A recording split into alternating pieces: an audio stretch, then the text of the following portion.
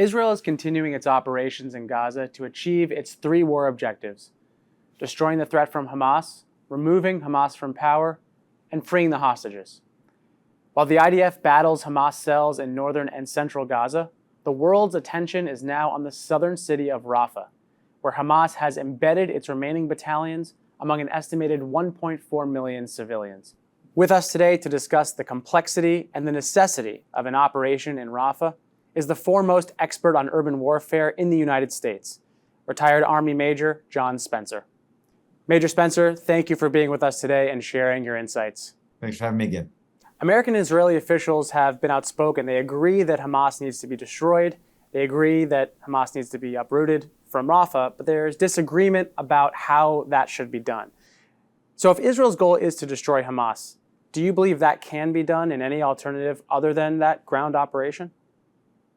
No, I do not. I do not think there's any evidence of the history of war or the operations in Gaza that would say that you could achieve that goal of removing Hamas from power, dismantling Hamas military capability, or returning the hostages. Yes, they could return all the hostages tomorrow. It's unlikely. They could do a unilateral disarmament and surrender, but that still would not prevent the need to enter southern Gaza, the Rafah area, in search of Hamas military capability based on everything that has been found in Gaza up to this point.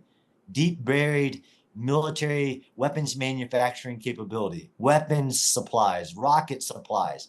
You would still have to move in a ground campaign. You can't do that through strategic raids, strategic precision strikes. You still have to search.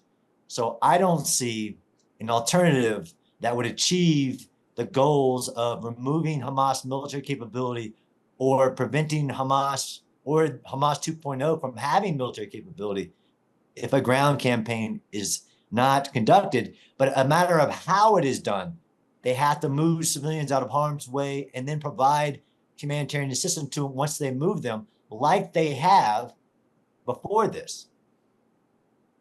We've seen some estimates about how long such an operation could take. Some people say 3 weeks or 4 weeks, maybe even longer, to remove the civilians. Do you have a sense of how long that first step and then the second step of actually dismantling Hamas would take?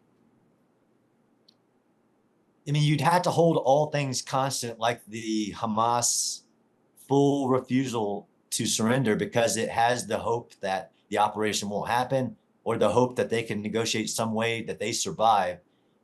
In just the actual practice of removing safely civilians, yes, it's taking a few weeks to be able to do that methodically, to include using the map that the IDF have used and developed the technique that I've never seen in war to color code and track the presence of civilians, and as opposed to where the combat operations will begin.